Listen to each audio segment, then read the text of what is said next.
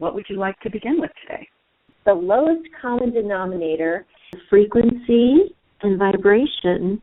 There seems to be a mystery here. We need to talk more about this. Think of a relationship.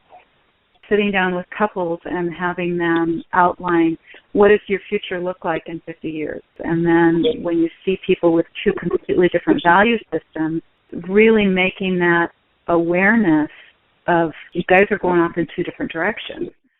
Too many relationships start off in two different directions. That infatuation, because we don't love ourselves, we're trying to get that completion, that fulfillment from someone else. That infatuation has colored the sight.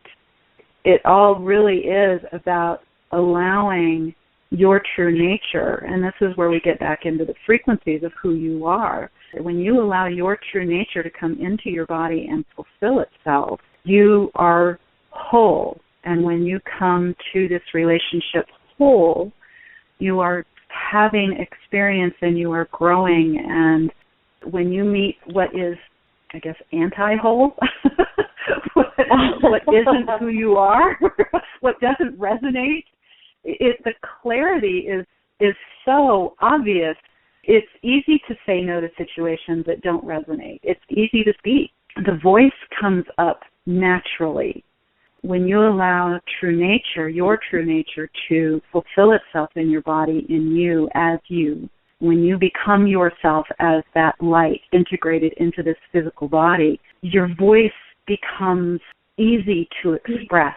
You're not embarrassed to state your view on something. You're not hesitant to listen to or allow or speak against that louder voice.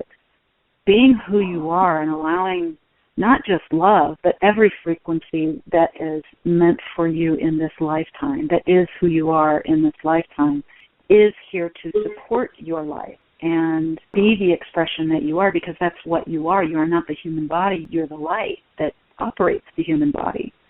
That is another retraining of the brain. When you do that, life is so much more fun and easier to navigate. Still come against other human emotions. You still experience some doubts, some uncertainties, some friction that is almost non-existent, and it certainly doesn't last but minutes. And you get to play in your dreams.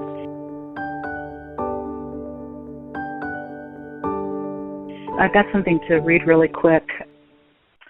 It does not matter the grandeur of our dreams, desires, and goals, how strongly we feel we have a greater life or calling, how deeply we believe or how desperately we want things to change.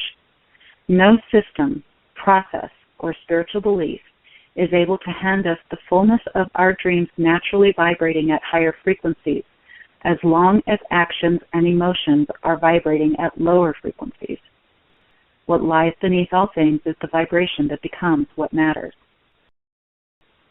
We have these ideals of what a relationship should be, but what is actually happening is somebody gets irritated because the toothpaste cap is off.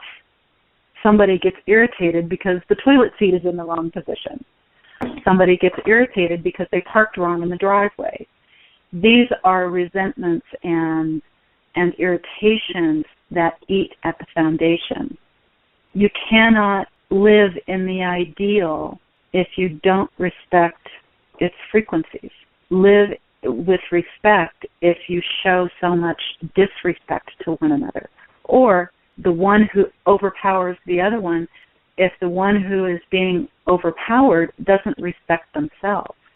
Disrespect and respect don't exist in the same space. Wow.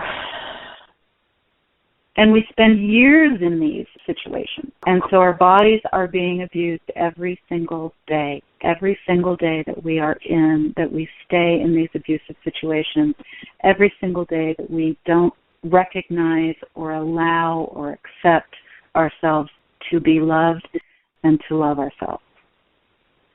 When you have a relationship that understands the difference between respect and disrespect, there is no betrayal. Can you talk about betrayal? Do we have time? Yes. something to comprehend about betrayal is the very root of betrayal. And they're indicating, well, I have a blue jay outside that is confirming this. Listen to that. Walking in the background. Yeah. Repeat that again. The very root of betrayal is that original sense of betrayal with our own selves, of becoming human in the first place. That feeling of abandonment, that our higher selves have abandoned us. We don't feel we have access to knowing, to trust, to believe, to love, to all of that. We feel alone, and there is a sense of betrayal of that light with the physical. We have these senses of being alone, especially in times of difficulty. Honestly, I would definitely start with forgiving betrayal. It does eventually heal that and allow you to become friends with yourself. It's a little hard to love yourself if you don't like yourself. Then work on the betrayal that you feel from someone else. But if you just work on the frequency of betrayal, just forgive that frequency of betrayal, it really does take care of a lot of situations. And right to the source.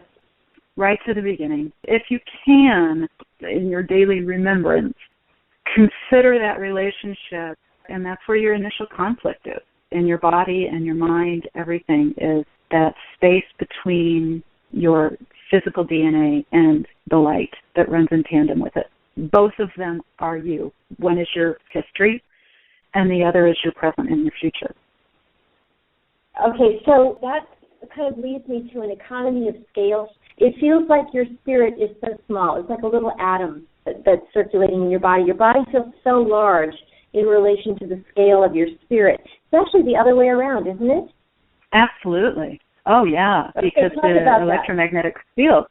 Well, the electromagnetic field goes fully around the body and in the body and through the body. And how far would you extend it?